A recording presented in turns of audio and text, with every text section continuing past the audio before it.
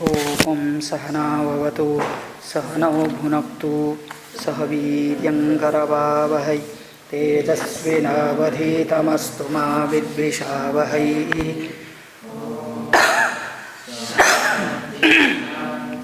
शान्तिः। चरितं रघुनाथस्य शतकोटिप्रविस्तरम् एकैकमक्षरं पुंसां महापातकनाशनं वाल्मीकिगिरिसम्भूता रामाम्भोनिधिसंगता श्रीमद् रामायणी गंगा पुनाति भुवनत्रयं वाल्मीकिर्मुनिसिंहस्य कवितावनचारिणः शृण्वन् रामकथानादं को न याति पराङ्गतिं। जय जय रघुवीर सारथि सियावर रामचंद्र भगवान की जय। बालकांडे षट्चत्वारिंशत् सर्गः 46 सर्गा। अभी कश्यप जी की दो पत्नियां दिति और अदिति। तो दिति के सभी पुत्र दैत्य कहलाते हैं और इसलिए वो सब देवताओं के द्वारा मारे जाते हैं।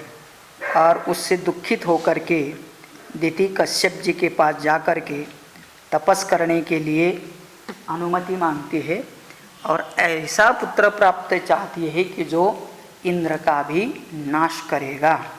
उसकी कथा यहाँ पर बताई जाती है। हतेषु तेषु पुत्रेषु दिते परम दुःखिता मारीचं कश्यपं नाम भरतारमिदमब्रवीद।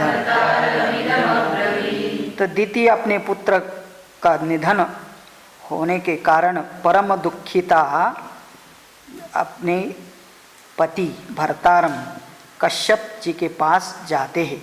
कश्यप जी स्वयं मरीचि नंदन, तो मरीचि के पुत्र कश्यप के पास जाती है और उस कश्यप जी से बोलती है, हतपुत्रास्मि भगवन् तव पुत्रैर्महाबलैः शकहन्तारमिच्छामि शक्रहन्तारमिच्छामि पुत्रं दीर्घतपोर्जितम्।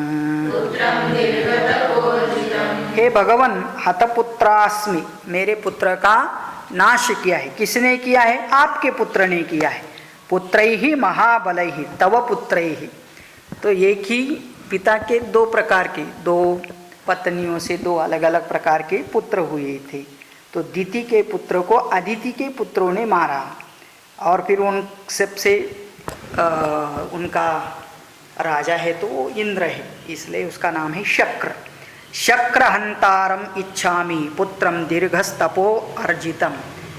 तो इंद्र का नाश करने वाला मैं पुत्र चाहती हूँ और वह पुत्र भी कैसे प्राप्त हो? तपोर्जितम, तप के द्वारा अर्जित पुत्र हो जाए और वह इंद्र का नाश करने वाला हो। साहम तपश्चारिष्यामि गर्भन्ते दातुमर्हसि ईश्वरं शक्रहन्तारं त्वमनुज्ञातुमर्हसि। सा अहम, ऐसे दुखी मैं जिसके पुत्र मारे गए हैं और इंद्र का शत्रु पुत्र प्राप्त करना चाहती हूँ, उसके लिए मैं तपः चरिष्यामि गर्भन्ते दातुम अर्हसि, और मैं तपश्चर्या करूँगी और आप मुझे गर्भ प्रदान कीजिए और ऐसा पुत्र प्राप्त हो। ईश्वरम शक्रहंतारम, जो समर्थ हो और शक्र का मतलब इंद्र का नाश करने वाला हो, ऐसा पुत्र प्राप्ति के लिए आप मुझे अनुमति देना है करके दिति अपने पति कश्यप जी से बोलती है। तस्यास्तद्वचनं श्रुत्वा मारीचकश्यपस्तदा प्रत्युवाच महातेजा दितिं परमदुःखिता। तो मारीची कश्यप भी अपने पत्नी का यह वचन सुनकर के उस दुखी पत्नी को दिति को उन्होंने उत्तर दिया। क्या उत्तर दिया? तो कहते आशीर्वाद देते हैं, एवं भवतु भद्रन्ते शुचिर्भवतपोधने जनयिष्यसि पुत्रं त्वं शक्रहन्तारमाहवे। एवं भवतु भद्रन्ते, ऐसा ही होने दो, तेरा कल्याण हो। सुचिर भव तपोधने, तो सुचिरभूत होकर के तप कर सकती हो। जनिष्यसि पुत्रं त्वं शक्रहंतारम आहवे। आहवे का मतलब युद्ध में, शक्रहंतारम शक्र का, इंद्र का नाश करने वाला, तुझे पुत्र भी प्राप्ति होगी करके आशीर्वाद दे देते हैं कश्यप महर्षि। पूर्णे वर्ष सहस्रे तो शुचिर यदि भविष्यसि पुत्रं त्रैलोक्यहंतारं मत्तस्त्वं जनयिष्यसि। पूर्णे वर्ष सहस्रे, 1000 वर्ष तक तू तपश्चर्या करेगी और सुचिरभूत रहेगी। सुचिर यदि भविष्यसि पुत्रं त्रैलोक्यहंतारम, तुझे त्रैलोक्यहंतार मारने वाला पुत्र तुझे प्राप्त होगा, तेरे से वह जन्म ले लेगा। एवमुक्त्वा महातेजाः पाणिना सम्ममार्जताम् तामालभ्य ततः स्वस्ति इत्युक्त्वा तपसे ययौ। एवं उक्त्वा महातेजः पाणिना सम्ममार्जताम्, तो कहते हैं कि कश्यप ऋषि ने उसके शरीर के ऊपर से पाणिना, हाथ के द्वारा, सम्ममार्जताम, शरीर से हाथ फेरा और ताम अलभ्य ततस्वस्ति इत्युक्ता तपसे ययो, तुम्हारा कल्याण हो, ऐसा कह करके स्वयं ऋषि अपना तपस करने के लिए चले जाते हैं। और यहाँ पर दिति भी तपस करने की तैयारी करते हैं। गते तस्मिन् नरश्रेष्ठ दिति परमहर्षिता कुशप्लवं समासाद्य तपस्तेपे सुदारुणम्। गते तस्मिन् नरश्रेष्ठ दिति परमहर्षता, जब कश्यप ऋषि चले जाते हैं तो दिति बड़े हर्षित होती है। कुशप्लवम समासाद्य, कुशप्लव नाम के तपोवन में वह जाती है। तपहा तेपे सुदारुणम, बहुत भयंकर, दारुण का मतलब भयंकर तपस करते थे। तो इससे भी पता चलता है कि उस जमाने में न केवल ऋषि तपस करते थे, ऋषि पत्नियां भी बहुत तपश्चर्या करने में समर्थ थी, तपस करते थे, वो भी जंगल में। तो कुशप्लव नाम के जंगल में जाकर के दिति ने भी तपश्चर्या की। तपस्तस्यां ही कुर्वत्यां परिचर्यांचकार सहस्राक्षो नरश्रेष्ठ परया गुणसंपदा। हे नरश्रेष्ठ राम, विश्वामित्र जी कह रहे राम जी को, तपहा तस्याम ही कुर्वत्याम, जब वह दिति तपश्चर्या कर रही थी, कितना, बहुत वर्ष तक तपस कर रही थी, उसके बीच में सहस्राक्ष, सहस्राक्ष का मतलब इंद्र, जिसके शरीर पर हजारों अक्ष है करके छेद है और सभी छेद से वह देख सकता है, ऐसा सहस्राक्ष इंद्र परया गुण संपदा, तो गुणों से युक्त हो करके वह उस दिति की सेवा करना शुरू करता है। अग्निम कुशान काष्ठमपः फलं मूलं तथैव च न्यवेदयत् सहस्राक्षः यच्चान्यदपि कांक्षितम्। अभी इंद्र की यह दीति कौन लगती है? तो कहते हैं मौसी लगती है, क्योंकि इसकी माँ और यह दीति का मतलब अदिति और दीति दोनों बहनें ही। दीति के पुत्र इंद्रादि देवता है और अदिति के पुत्र है, दीति के ये सब दैत्य है। तो इसके हिसाब से इंद्र की यह मौसी लगती थी, इसलिए वो मौसी का क्या करना शुरू किया? अग्निम कुशान काष्टम अपहा फलम मूलम तथैव च, मतलब उसको जीने के लिए मौसी को जो जो चाहिए वो सब अग्नि लगाता था, काष्ट लेके आता था, जल लेके आता था, फल मूल सब लेके आता था। निवेदयत् सहस्राक्षः इंद्रः यच्चान्यदपि कांक्षितम, जिस किसी भी चीज़ की उसको दीति को जरूरत पड़ती थी तो यह इंद्र सब ला के देता था। मतलब इस प्रकार से उस तपश्चर्या करने वाले दीति की यह इंद्र सेवा कर रहा था। गात्र संहाननश्चैव श्रमापनयनैस्तथा शक्रः सर्वेषु कालेषु दितिं परिचचारः। गात्र संवहनश्चैव, तो उस दिति रूपी मौसी की सेवा, शारीरिक सेवा कर रहा था यह। श्रमापनयनस्तथा, हाथ पैर दबा करके उसका श्रमापनयन करता था तपस्वी करने के कारण। शक्रः सर्वेषु कालेषु, सभी काल में। दितिम परिचचार, परिपूर्वक क्रोधातु, परिचचार का मतलब परिचर्या, सेवा कर रहा था इंद्र। कितना वर्ष तक किया होगा? पूर्णे वर्ष सहस्रेशा दशो देने रघुनंदना देते परम संभृष्टा सहस्राक्षमथा ब्रवीत्। तो कहते हैं पूर्णे वर्ष सहस्रे सा दश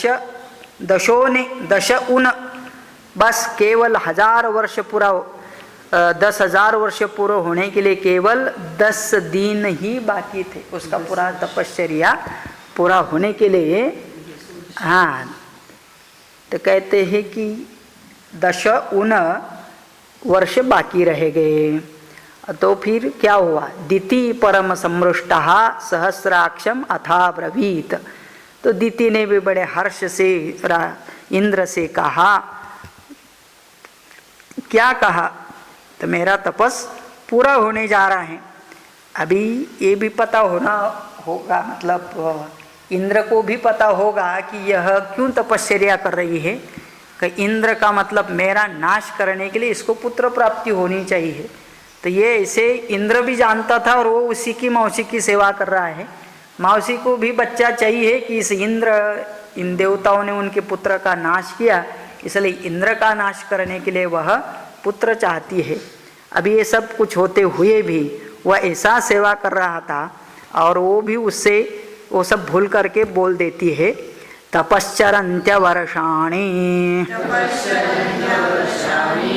दश वीर्यवतां वर अवशिष्टानि भद्रन्ते भ्रातरं द्रक्ष्यसे ततः। तो कहते हैं तपश्चरन्त्या वर्षाणि दश वीर्यवतां वर।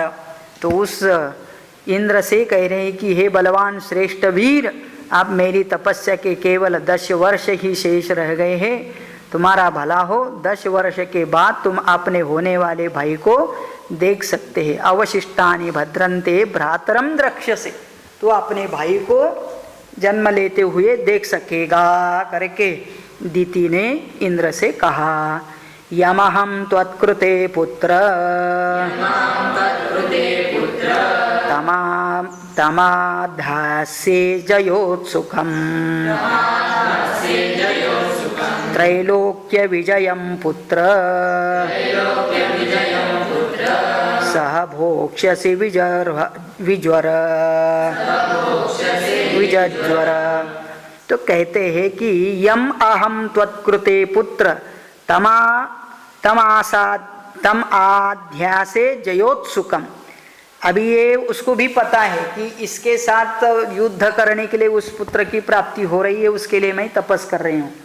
तो फिर उसको याद आता है कि नहीं, इतना अच्छा सेवा कर रहा है इंद्र और ये इनका आपस में वैर नहीं रहे, तो इसलिए वो दीति कहती है कि मैं पुत्र होने के बाद उस पुत्रों को समझा दूंगी। यद अहम त्वत्कृते, तेरे लिए पुत्रम तम, मैं उस पुत्र को जयोत्सुकम, जो तुम्हारे ऊपर जय प्राप्त करने की इच्छा यद्यपि करेगा, लेकिन मैं उसको समझा देंगे कि तुम लोग आपस में भाई भाई हो और इसीलिए एक दूसरे के ऊपर जय प्राप्त करने का नहीं सोचना। त्रैलोक्य विजयम पुत्र सह भोक्ष्यसि विज्वरः, इसलिए तुम दोनों के बीच में शांति बने रहेगी, ऐसा स्नेह बना रहेगा, ऐसा हम उसको समझाएंगे करके दिति इंद्र से कह रही है अपने पुत्र के बारे में।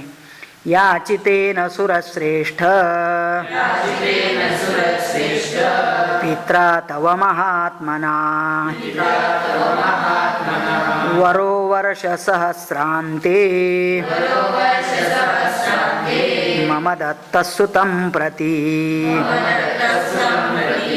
तो हे सुरश्रेष्ठ इंद्र, याचितेन पित्रा तव महात्मना, तेरे पिता से मैं प्रार्थना करके 1 वर्ष के बाद पुत्र होने के मुझे वह पुत्र प्राप्ति होगी, इष्ट वर प्राप्त कर दिया जाएगा। तो मम दत्तः सुतं प्रति इत्युक्ता च दितिस्तत्र प्राप्ते मध्यम दिनेश्वरे निद्रया परता देवी पादौ कृताथ शीर्षतः। इसके बीच में क्या हुआ, तो वह दिति अपना तपस करते करते दिन में क्या हुआ, उसको नींद आ जाती है। इति उक्त्वा च दितिस्तत्र प्राप्ते मध्यम दिनेश्वरे, दिनेश्वर सूर्य मध्य भाग में आकाश में आते समय दोपहर का समय था। निद्रया अपहृता देवी, उस दिति रूपी देवी को निद्रा अपहर करती है और क्या हो जाता है, तो जैसे बैठी थी ऐसे ही अपने ही पैर के ऊपर अपना मस्तक रख करके और सभी बाल उसके वो पैर पर गिर जाते हैं। तो मतलब क्या है कि वो जोर से ही नींद आई होगी और बाल खुले थे, वो सब उसका भी सिर ढक करके पैर के ऊपर तक जाते। तो देवी पादौ कृत अथ शीर्षतः, उसके सिर और पाद दोनों भी वो हस्तपादासन के जैसे हो गई और उधर ही सो गई।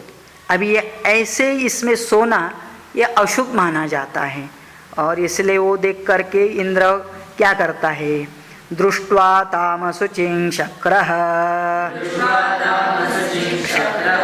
पादयो कृतमूर्धजाम् शिरस्थाने कृतौ पादौ जहास च मुमोद च। तो उसने देखा कि इसके ताम असुचिम पदः शक्रः पादयोः कृतमूर्धजाम्, उसने अपने पैर के ऊपर ही अपना मूर्ध मतलब मस्तक रख दिया है और शिरस्थानम कृतौ पादौ, तो शीर और पाद दोनों एक हो जाते हैं और उसके ऊपर बाल से वो सब ढक जाते हैं। ये अवस्था देख करके इंद्र को बड़ी हंसी आती है। जहास च मुमोद च, तो वह हंसता है और बड़े प्रसन्न होकर के अभी वो क्या करता है कि अभी ये अपवित्र आसन पर सो गई है। तस्या शरीर विवरम प्रविवेश पुरंदरः गर्भञ्च सप्तधाराम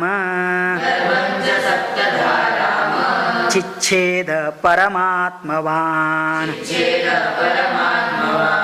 कहते हैं कि हे राम, तस्याः शरीर विवरम प्रविवेश पुरंदर, पुरंदर वह इंद्र उस दीति माता के शरीर में सावधान होकर के उसने क्या कर दिया, तो प्रवेश कर दे दिया उदर में, और उसके उदर में जो गर्भ बढ़ रहा था, गर्भंच सप्तदा चिच्छेद, उस गर्भ के उसने 7 टुकड़े कर डाले।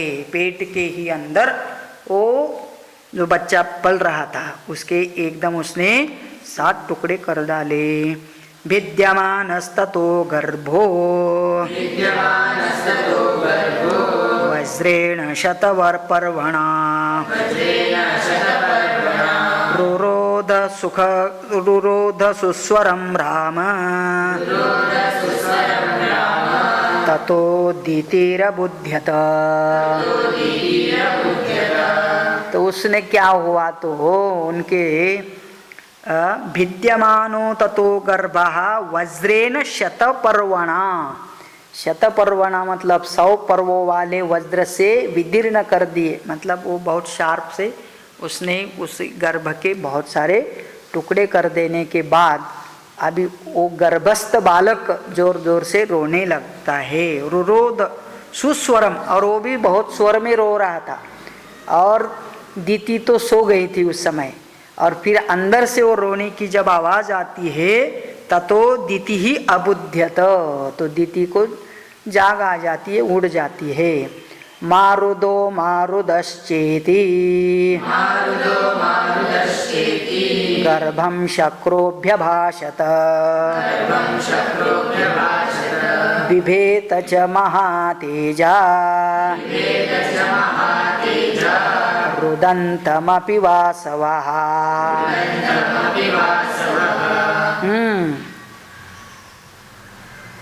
तो अंदर ही अंदर वो रो रहा था, वही शक्र मतलब गर्भ, इंद्र भी गर्भ में ही था। तो वो जो बालक रो रहा था तो वो इंद्र बोलता है माँ रुद, रोना मत भाई, मत रो।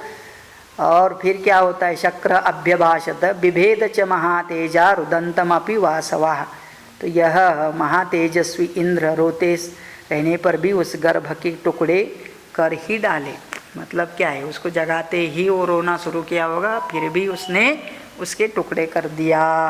न हंतव्यम न हंतव्यम इत्येव दितिरब्रवीद निष्पपात ततः शक्रः मातुर्वचन गौरवात्। न हंतव्यम इति एव दिति ही अब्रवीत। तो उसको जग आ गई, तो फिर वो भी बाहर से बोल रही है कि इंद्र मेरे बच्चों को मत मारो इति। निष्पपात ततः शक्रहा, उसी समय पर माता के वह सहसा उधर से निकल आया। कौन? शक्रहा मतलब इंद्र। मातुः वचन गौरवात, उस माता रूपी देवी से गौरव उसका मान रखते हुए वह बाहर आ जाता है।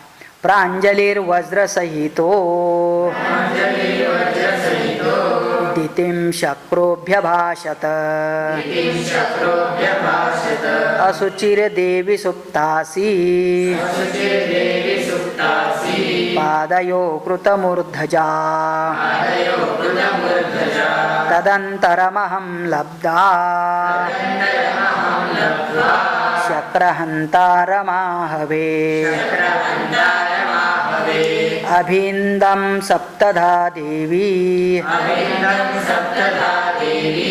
तन्मे त्वं क्षन्तुमर्हसि।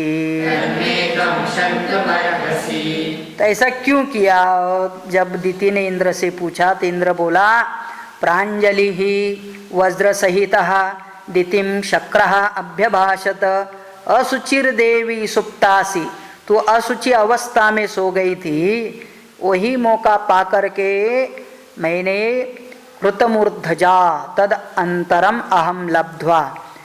तो मुझे पता चला कि ऐसे असुचिर अवस्था में सोने से अनर्थ होता है। इसी का फायदा उठा करके शक्रों का मारने वाला मतलब इंद्रहस्त शक्रहंतारम आहवे, जो कल इंद्र को ही मारने वाला है, मुझे पता था और इसलिए मैं उसका टुकड़े कर दिया, नाश कर दिया। अभिंदम सप्तधा देवी, 7 टुकड़े उसके कर डाले, अभी आप मुझे क्षमा कर सकते, तन्मे त्वं क्षन्तुम अर्हसि, आप मुझे क्षमा कर दो करके इंद्र कहता है।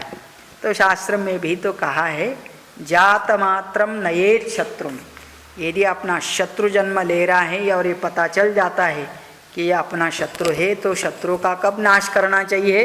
तो कहते हैं जात मात्रम, as it is born it should be destroyed, ऐसा एक नियम होता है। और यही काम कंस भी करता था। जब उसको लगा कि इस देवकी के गर्भ से ही मेरे शत्रु का जन्म होना जा रहा है, तो वो देखते ही बच्चों को मार देता था। ऐसे यहाँ पर भी शक्र ने अपने शत्रु का नाश करने का प्रयास किया। फिर इसके बाद क्या होता है, तो अगले सर्ग में एक कथा आ जाती है। इत्यार्षे श्रीमद् रामायणे वाल्मीकीये आदिकाव्ये बालकाण्डे षट्चत्वारिंशः सर्गः 46th सर्ग ओवर, सप्तचत्वारिंशः सर्गः। अभी 47वें सर्ग में दिति अपने पुत्रों को मरुद्गण बनाकर देवलोक में रखने के लिए इंद्र से अनुरोध करती है और इंद्र उसकी स्वीकृति भी देता है। तो दिति के तपोवन में ही इक्ष्वाकु पुत्र विशाल द्वारा विशाल नगरी का निर्माण तथा वहाँ के तत्कालीन राजा सुमति द्वारा विश्वामित्र मुनि का सत्कार, इस सब कथा अभी यहाँ आती है। सप्तधातु कृते गर्भे दिति परम दुःखिता सहस्राक्षं दुराधर्षं वाक्यं सानुनया ब्रवीत्। सप्तधा कृते गर्भे, 7 टुकड़े उस गर्भ के कर देने के बाद परम दुखी हुई दिति सहस्राक्षम धुरादर्शम, उस इंद्र से वह सविनय बोलती है। और क्या बोलती है? कहते हैं सानुनयम अब्रवीत, विनय पूर्वक उससे बोलती है, इंद्र से क्या बोलती है? ममापराध गर्भोयम सप्तधा शकलीकृता नापराधो हि देवेश तवात्र बलशोधन। पहले तो उसको वो क्षमा कर देती, तेरा कोई अपराध नहीं इसमें, मेरे अपराध से इस गर्भ के 7 टुकड़े हुए करके वो स्वयं बोलती है, क्योंकि उसको ऐसा नहीं सोना चाहिए था, इसलिए ऐसा सोने से उसका यही परिणाम होता है करके। इसलिए एक तो पहले दिन में सोना नहीं तो ऐसा कुछ कुछ गड़बड़ होता है, क्योंकि दिन में आदमी को कैसे सोना चाहिए या नहीं चाहिए, उसमें से भी कौन से आसन पर सोना चाहिए, ऐसा। तो दिति ने अपने गलती मान लिया। मम अपराधात गर्भोयम सप्तधा शकलीकृतः, 7 टुकड़े इस गर्भ के हुए, नापराधो हि देवेश तवात्र बलशोधन। प्रियं त्वत्कृतम् इच्छामि मम गर्भ विपर्यये मरुतां सप्तसप्तानां स्थानपाला भवन्तु ते। तो कहते अभी प्रियम त्वत्कृतम इच्छामि मम गर्भ विपर्यये।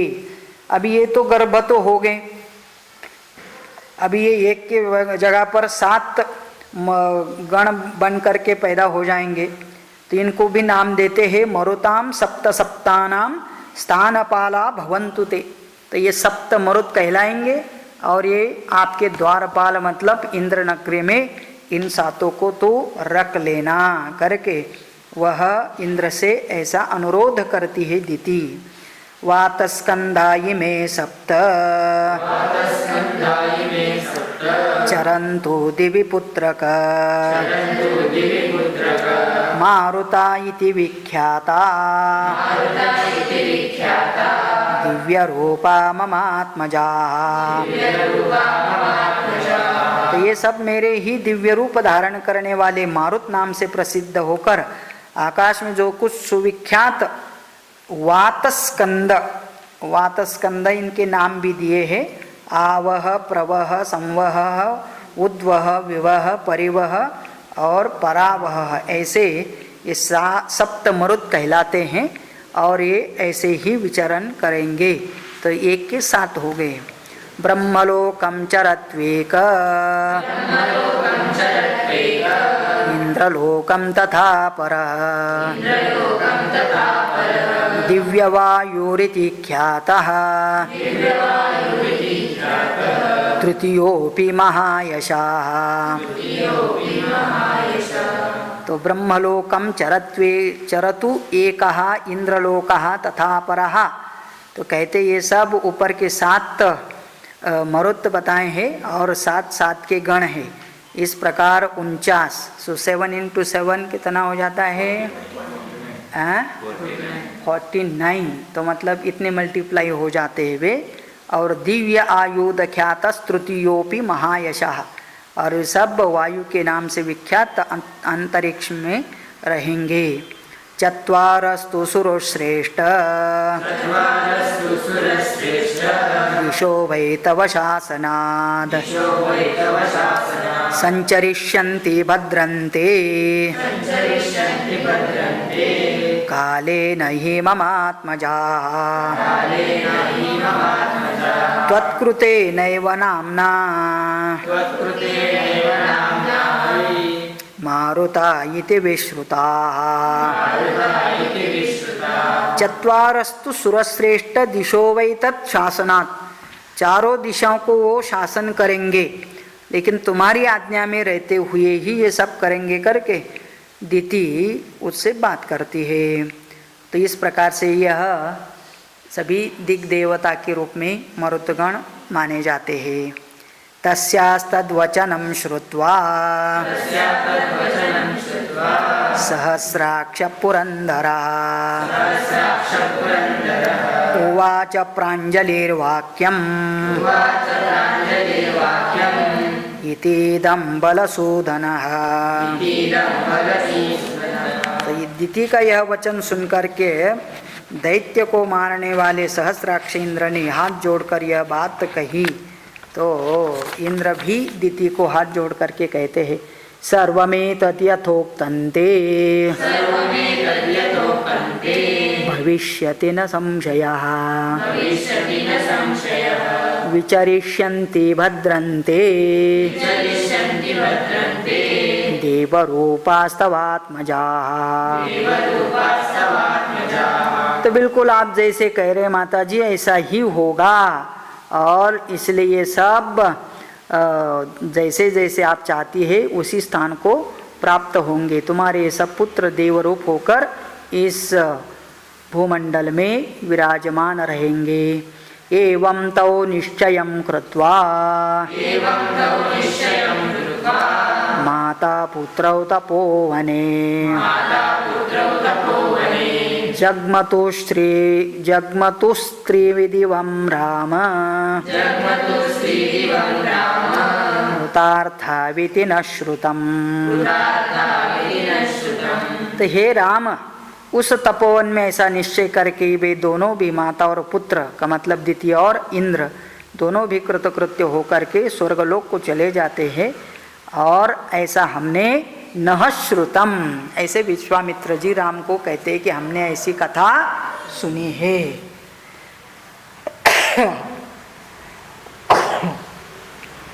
तो जब कथा ही कथा होती है तो ये सुनना ही मतलब सुनाई देते हैं, सुनने में से ही पता चलता है कि ऐसे विश्वामित्र जी राम जी को साथ में लेके चलते हुए ये सब कथाएं बता रहे। येष देशस्य काकुत्स्थ महेन्द्राध्यूषितः पुरा दितिञ्च यत्र तपःसिद्धाम् एवं परिचचार सः।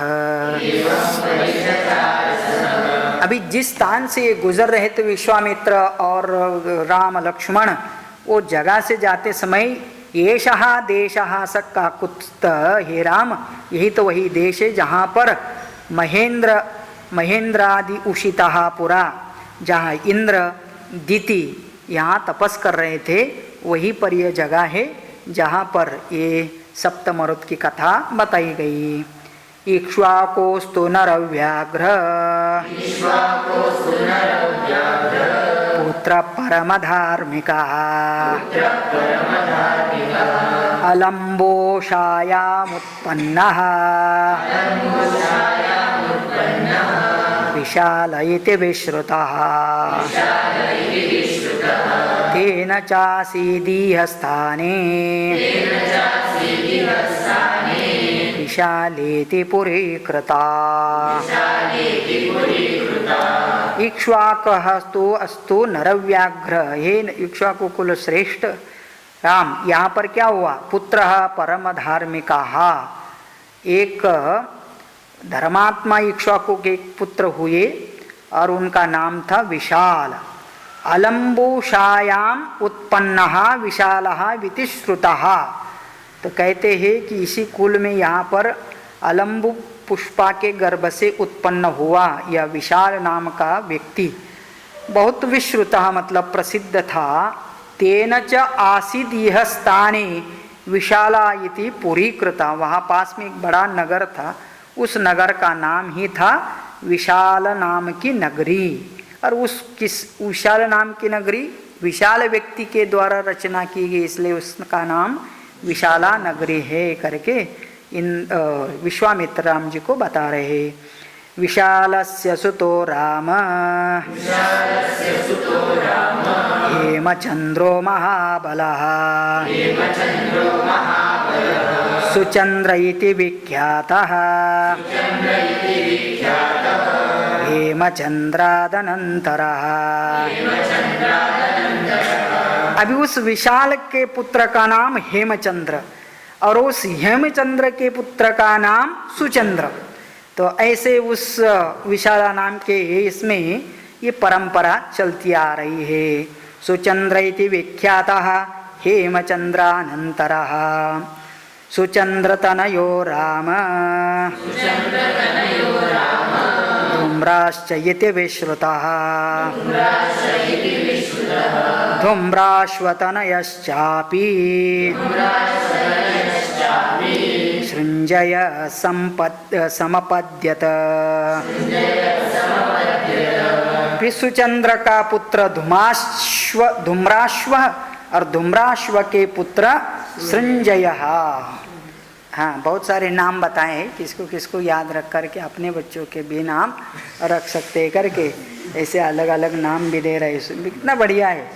हाँ, पहले क्या है हेमचंद्र, उसके बाद सुचंद्र, फिर सुचंद्र का पुत्र धूम्राश्व और धूम्राश्व का भी धूम्राश्व तनयश्चापि सृंजयः सृंजयश्च सुतः श्रीमान्